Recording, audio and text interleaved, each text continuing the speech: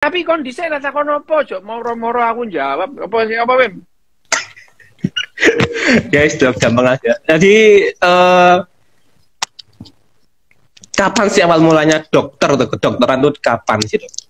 Jenengan dokter itu apa? Nama dokter atau istilah dokter itu muncul mulai kapan sih? Kalau yang namanya dokter. Dokter itu kan orang yang berusaha mengobati penyakit, itu dokter. Ya. Tapi dokter sendiri, kedokteran sendiri sejarahnya ya panjang di berbagai tempat itu dengan berbagai macam sebutan gitu ya.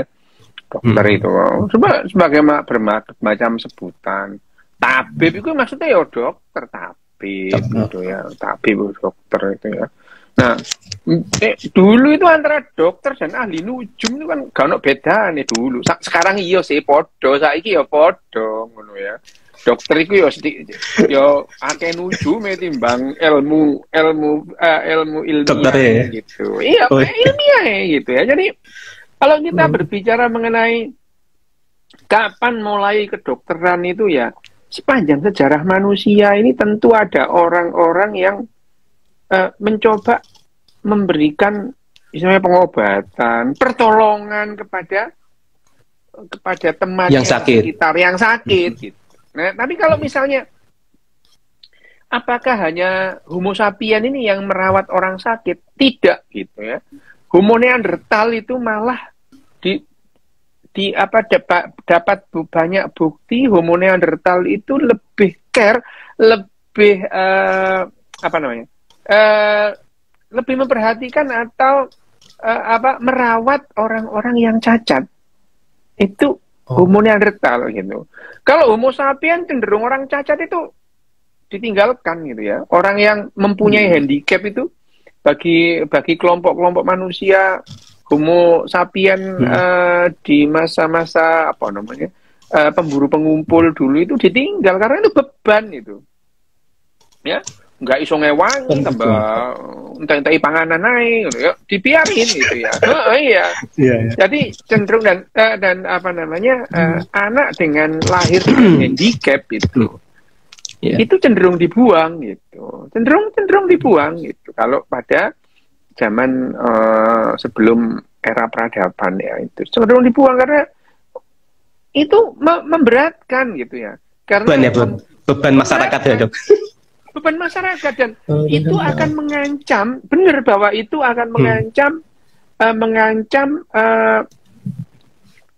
komunitas ya, eksistensi komunitas itu ya. Misalnya dalam satu komunitas ada 3 orang yang punya handicap gitu, kalau mereka itu misalkan bayangin aja ya, nenek moyang kita dulu pemburu pengumpul gitu, kalau dia pindah dari satu tempat ke tempat lain, kalau ada orang yang dengan handicap jalan nggak bisa, bisa komunitasnya itu malah bisa terancam eksistensinya sehingga manusia-manusia yang tidak suka ya, yang tidak suka atau tidak memperhatikan orang-orang dengan handicap itu lebih mempunyai kesempatan untuk survive ketimbang yang dia itu memperhatikan orang-orang yang dengan handicap gitu ya.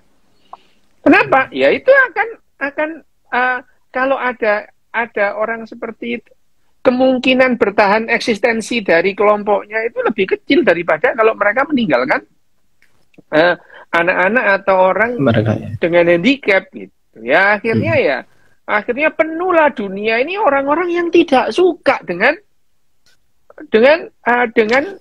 orang-orang yang membawa handicap itu. Cenderung ditinggalkan itu sampai sekarang sih gitu. Sekarang ini masih ada gitu ya. Hanya SJW yang iya gitu. SJW loh iya memang gitu. Hanya orang-orang tertentu yang kemudian dia perhatian dengan memberikan perawatan yang berbeda kepada penyandang handicap itu gitu. Nah itu adalah satu hal. Nah itu yang membuat, tapi ya tentu saja ada ya orang-orang di nenek moyang kita sejak ratusan ribu tahun yang lalu yang mencoba gaya-gayaan gitu ya, mengobati gitu ya. Bayangin aja ya, ilmu biologi aja nggak paham gitu ya, mencoba meringankan penderitaan orang gitu ya. Ya itu. Mencoba meringankan penderitaan orang. Nah, itu sejarahnya kedokteran kan seperti itu. Misalnya ada temannya yang jatuh, patah tulang gitu ya. Apa yang kira-kira dilakukan nenek moyang kita 200.000 tahun yang lalu? Melihat temannya yang jatuh dari pohon atau disundang ambek bison terus patah tulang gitu ya. Ya masa digona puskesmas nggak ono itu ya. Nggak ada gitu. Pakai sihir dong, pakai sihir heal itu. Ya yang namanya sihir waktu itu belum ada, Wim. Ya. Sihir itu belum ada. Okay. Belum ada ya. Paling banter spiritualismenya nenek moyang kita pemburu pengumpul itu paling banter itu ya. Paling banter itu animisme gitu. Animisme. Nah, tentu saja zaman segitu ya orang itu literally ngomong sama batu, sama pohon itu ya. Ngomong, tuh batu aku mau lewat ya. Itu literally ngomong gitu ya. Ya mereka paham yang namanya batu itu tidak akan balas ngomong gitu, tahu gitu. Tapi dia ngomong gitu ya. Karena yang namanya animisme itu adalah mereka percaya bahwa setiap benda itu punya anim, punya spirit. Ya. Semangat gitu. Spirit itu lebih pada semangat, bukan nyawa atau jiwa. Zaman segitu belum ada konsep nyawa, jiwa itu enggak ada gitu. Spirit ada semangat di dalamnya itu. Animisme itu. Nah, orang-orang nenek moyang kita pemburu pengumpul itu ya itu animisme. Semua punya anim, punya jiwa atau punya yang namanya spirit, baik itu binatang atau tumbuhan atau jamur atau teletong itu punya itu ya, punya. Nah, orang-orang tertentu ya mencoba istilahnya mengobati temannya yang sakit itu ya itu mulai awalnya ya. Nah, tentu saja dalam segala macam keterbatasan pengetahuan tentang menyembuhkan, yang ada yang ngarang sih memang gitu. Iya. Ngarang. Coba Dok ya. Ya mereka, seringkali otak kita itu kalau mengambil konklusi atau mengambil kesimpulan itu lompat itu. Ya. Jika A maka B, jika B maka C, lompatnya jika A maka C gitu. Ya, itu B-nya hilang. Ya, B-nya hilang gitu ya, itu. Ya, itu adalah cara kerja otak manusia ya. Memang pada dasarnya otak manusia itu tidak rasional. Makanya manusia itu lebih gampang percaya kepada cerita yang tidak masuk akal ketimbang pada penjelasan sederhana yang masuk akal itu. Ya, itu berlaku dalam dunia kedokteran itu, ya. Itu berlaku. Ada penjelasan sampai sekarang, Dok. Sampai sekarang itu. Begitu ditemukan obat kanker, rame-rame beli itu. Rame-rame beli gitu. Ya, ditemukan obat, rame-rame beli. Dan setelah beli nggak sembuh, hilang. Nanti ada lagi, beli lagi. Dulu ada kulit manggis itu ya. Kulit manggis. Iya, manggis. Dipakainya kapan, penelitiannya kapan juga nggak ada. Begitu ada kabar gembira, sekarang kulit manggis ada ekstraknya. Beli kabeh, tuku kabeh gitu. Setelah makan kulit manggis nggak sembuh gitu ya. Nah, mereka meninggal lah kulit manggis itu karena nggak sembuh gitu. Terus 2 tahun yang lalu itu ditemukan kayu Kalimantan. Apa itu ya? Bajakah gitu ya. Bajakah atau ditemukan obat kanker. Kabeh tuku kabeh beli gitu ya. Manusia itu lebih gampang percaya pada cerita yang tidak masuk akal ketimbang penjelasan sederhana yang masuk akal itu. Itu memang otak kita dirancang demikian itu. Dirancang demikian. Oleh apa? Oleh evolusi. Otak kita itu masih sama dengan otak nenek moyang kita pemburu pengumpul gitu ya. Sama persis itu. Sama persis. Bedanya adalah dalam 200 atau 300 tahun terakhir itu otak kita itu bisa dimasukkan informasi-informasi yang sebetulnya menjawab keyakinan-keyakinan yang salah. Tapi kan kalau kamu dikasih tahu keyakinanmu salah kan kamu protes itu.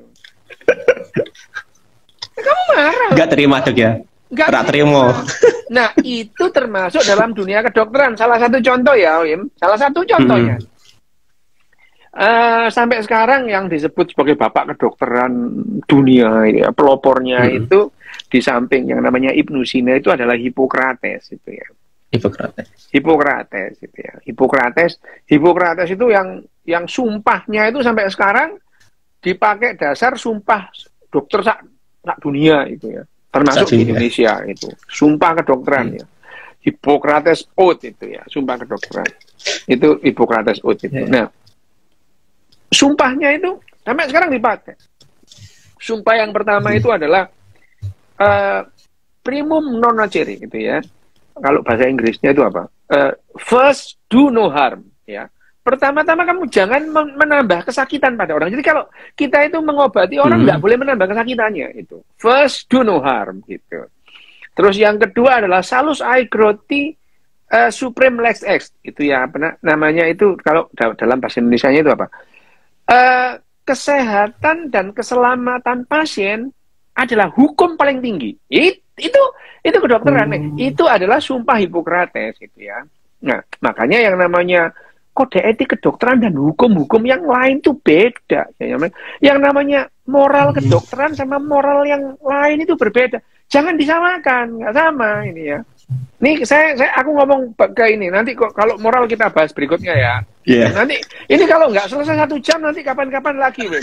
Iya. Lagi 2 masih bulan banyak apa-apa. bagian lagi ya. Iya. Oke, ini kita bahas yang ini ya. Bapak kedokteran kita itu yang disebut bapak kedokteran yang pertama adalah Hippocrates. Pengikut Hippocrates, ya, pengikut Hippocrates itu sebetulnya adalah Ibnu Sina itu pengikut Hippocrates itu. Itu teori-teorinya Ibnu Sina itu mengamini atau melanjutkan Hippocrates. Contoh. Tapi betul Hippocrates itu termasuk orang yang mengatakan sakitnya manusia itu tidak disebabkan oleh hal-hal yang lain itu. Bukan oleh gendruwo, oleh apa, enggak itu. Ada sesuatu di tubuhnya yang salah gitu. Itu mulainya. Jadi Hippocrates itu kenapa disebut bapak kedokteran? Hippocrates adalah orang yang pertama mengatakan bahwa kesakitan manusia itu disebabkan karena ada yang tidak beres dengan tubuhnya itu. Nah, bukan karena gendruwo, tetean, banas ilu itu enggak. Santet juga. No, bukan. Santet itu. Bukan dari luar, dari dalamnya itu ya. Tapi dari dalamnya. Tapi meskipun dia mengatakan bahwa yang namanya manusia itu sakit tuh ya dari tubuhnya sendiri gitu ya. Bukan dari misalnya penunggu hantu penunggu pohon atau penunggu cipluan atau penunggu kali dawir apa enggak gitu ya. Betul-betul ada yang tidak beres atau tidak beres dengan tubuhnya. Tapi Wim ya, yang zamannya Socrates itu dalamnya Hippocrates itu pengetahuan anatomi enggak seperti masih jauh gitu ya. Hippocrates itu belum kenal yang namanya pembuluh darah itu belum kenal gitu ya. Belum kenal anatomi yang enggak kenal gitu ya. Makanya meskipun Hippocrates itu sudah mengesampingkan ya bahwa manusia itu sakit itu ya gara-gara dalam tubuhnya ada yang enggak beres gitu ya gitu. Tapi dia membuat keyakinan baru gitu. Keyakinan baru gitu.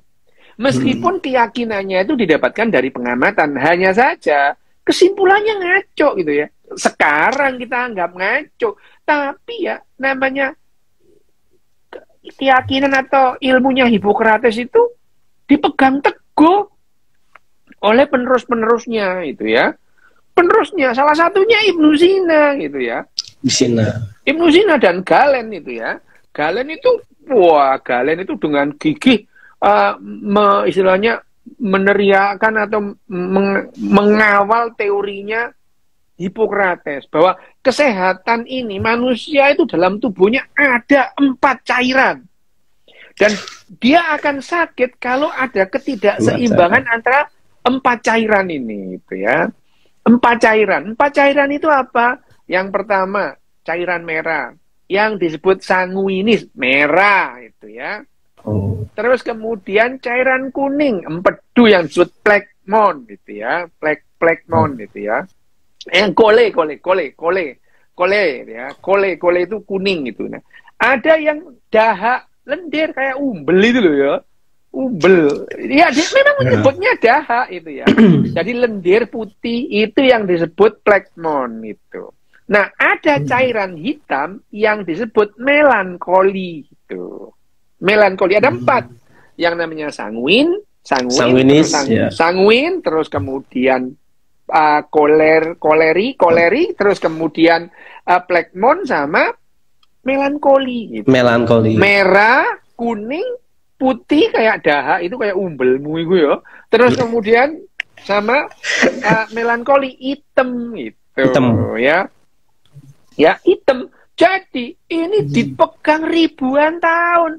Bahkan yang namanya Ibnu Sina itu ikut-ikutan dia mempopulerkan ada 4 cairan itu ya. 4 cairan dalam tubuh ini gitu ya. 4 sampai sekarang sih gitu. Sampai sekarang kamu kalau tahu itu ya yang namanya itu apa jenenge itu pembagian sifat itu. Motivator ya, pembagian sifat itu. Sifat manusia ada melankoli, plekmatis, itu dasarnya ya 4 ini gitu. Zamannya Hippocrates itu sampai sekarang dipegang itu keyakinan itu, ya. Yeah. Nah, siapa yang pertama kali mengatakan bahwa teorinya ini salah gitu? Sebetulnya Velsavius itu adalah pelopor anatomi itu ya, abad ke-16, abad ke-17 ya. Dia itu meneliti, membongkar jenazah, terus dia itu mulai gambar otot itu begini. Jadi zaman abad pertengahan, abad 13, abad 14 itu dokter-dokter di Eropa itu juga membedah jenazah, tapi ya pembedahannya awur-awuran gitu ya. Baru Velsavius itu yang kemudian dia gambar otot itu ada, otot bicep, otot tricep gitu ya. Bahkan Velsavius ini sebetulnya dia pendukung Galen, ya, pendukung Galen dia itu. Dia sangat percaya teori 4 cairan ini. Hanya saja Velsavius itu setelah bongkar tubuhnya manusia, dia menemukan cairan merah, itu. Namanya darah itu ya. Darah. Yang kedua, dia menemukan juga yang namanya cairan kuning, namanya cairan dia menemukan itu. Ya, itu cocokologi sih sebetulnya. Ini ada kuning ini. Itu cairan empedu gitu ya. Empedu.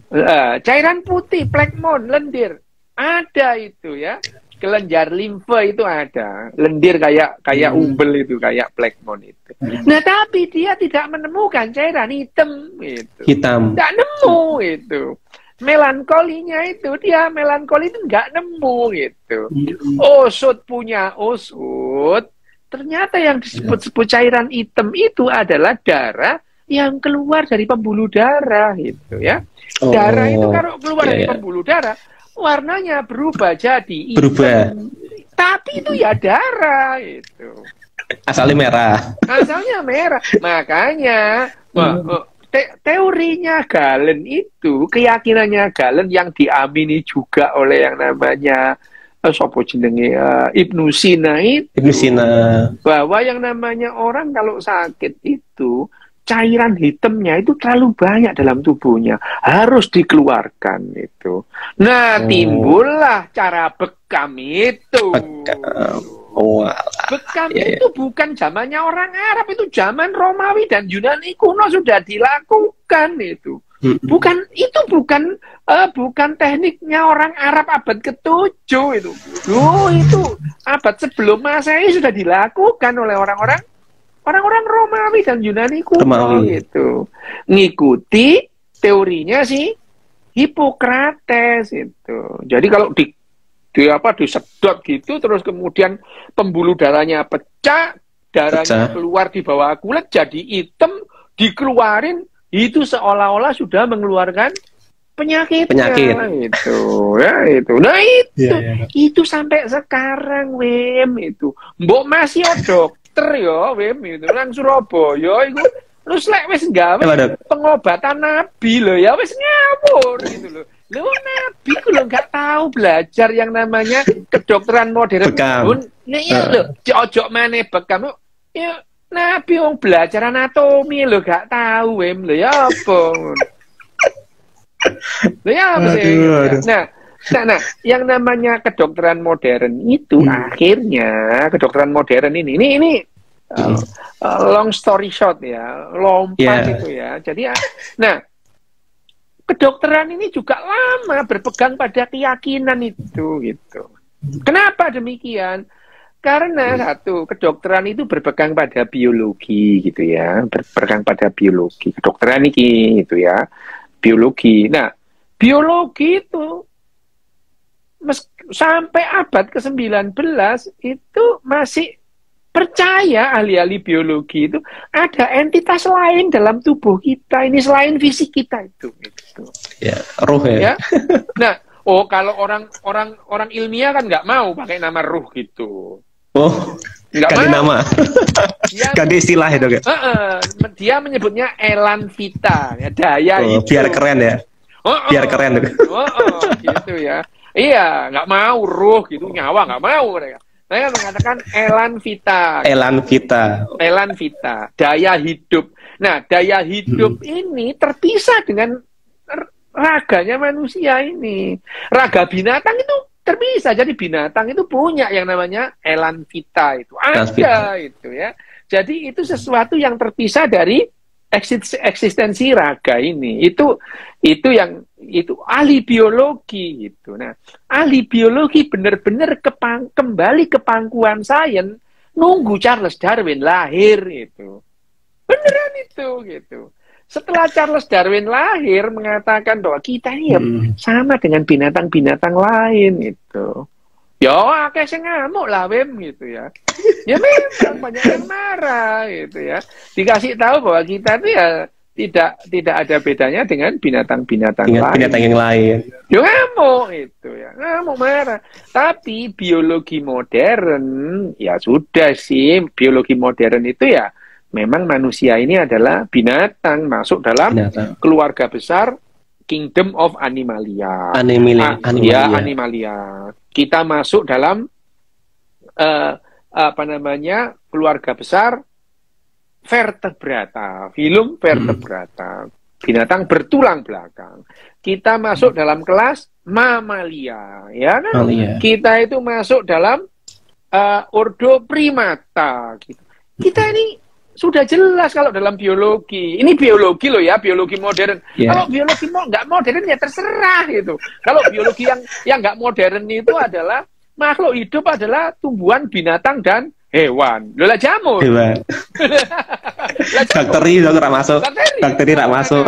Ya itu kan itu nah menunggu yang namanya Charles Darwin lahir. Barulah kita itu paham bahwa manusia itu ya seperti binatang-binatang yang lain itu ya. Banyak orang yang tidak percaya dan menolak itu. Dokter aja banyak yang nggak mau. Dibilang manusia itu binatang itu nggak mau itu. Nggak mau, kita beda sama binatang. Lah, kalau beda, orang obat-obatan kita dicobain ke binatang dulu kok bedanya dari mana? Obat-obatan kita itu dicoba ke binatang. Kalau binatang itu sembuh, baru kepada kita gitu. Gitu. Kedokteran harus gitu. Bukan beda, kita punya jiwa. Lah binatang ya punya jiwa. Kok bisa? Obat-obat kejiwaan kita itu ditesnya ke binatang. Lah kalau binatang nggak punya jiwa, ngapain dites ke binatang? Gitu. Nah, dalam artian, tapi dalam hal ini adalah jiwa itu adalah hasil kerja otaknya. Nah, ini adalah kedokteran ini berpegang pada keyakinan itu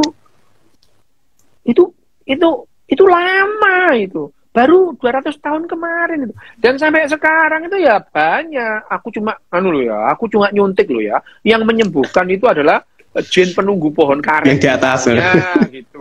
Yang di atas tuh yang nyembuhkan. Nah, iya. Tapi itu kata-kata itu juga sebaliknya. Enak itu. Dokter itu kalau bersembunyi di balik keyakinan itu enak itu. Kalau misalkan operasi terus yang dioperasi itu nggak tertolong mati itu, terus dokternya bilang begini, Bu, ini saya sudah berusaha semaksimal mungkin. Tetapi penunggu pohon ciplukan itu berkehendak lain gitu. Nah udah kan bukan dokternya jadinya yang salah. Penunggu pohon ciplukan yang salah gitu. Yang disalahkan juga. Iya gitu. Itu dokter itu ngomong-ngomong itu saja nih itu punya senjata pamungkas itu. Nah itu juga, tapi ya jangan heran kalau sampai sekarang itu terus kemudian dokter itu juga masih berpegang pada keyakinan itu. Keyakinan, bahkan dia nggak tahu loh. Banyak dokter yang nggak tahu kalau tanya, cara kerja paracetamol gimana? Nggak tahu dia gitu. Pokoknya paracetamol itu dipakai untuk menurunkan panas gitu ya. Lah apa bedanya ambek kon lek moro nek kon iku apa meriang-meriang menurut tuku dekolgen, apa bedanya gitu. Karena sepengetahuanmu dekolgen itu menurunkan meriang-meriang dan meredakan batuk ya. Batuk.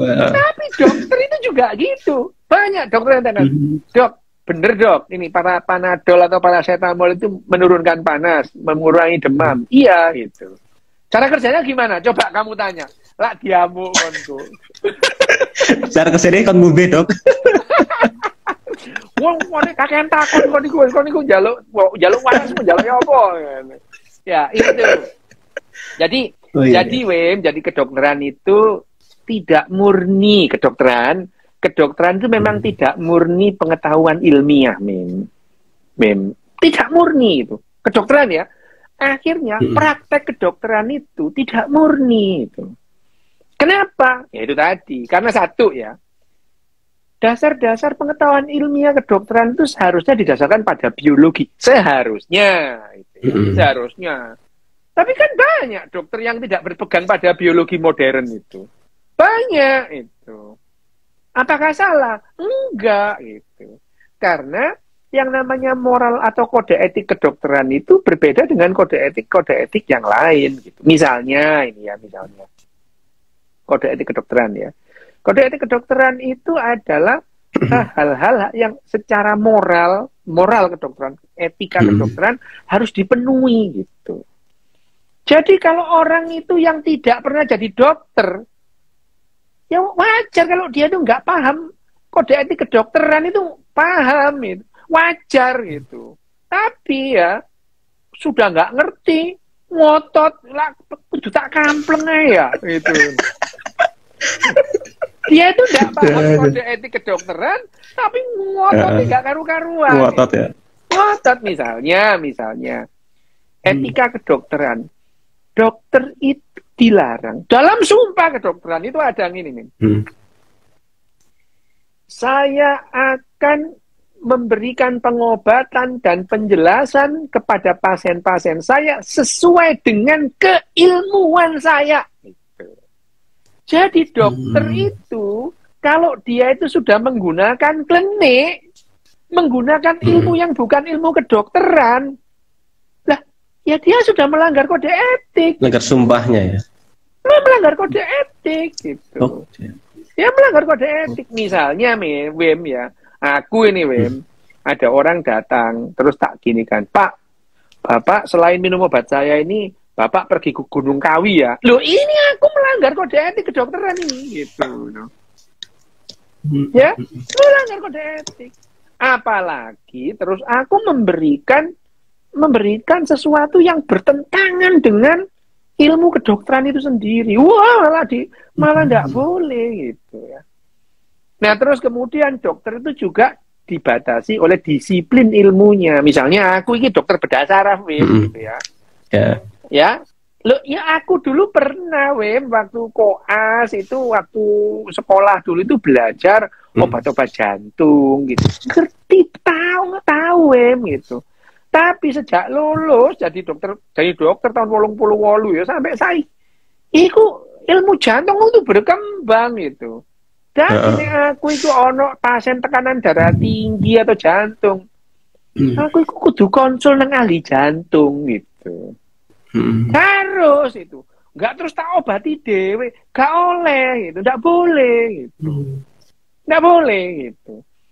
Nah, misalkan aku terus kemudian ada orang patah tulang, tak operasi, enggak boleh meskipun aku tahu, aku pernah belajar itu ya.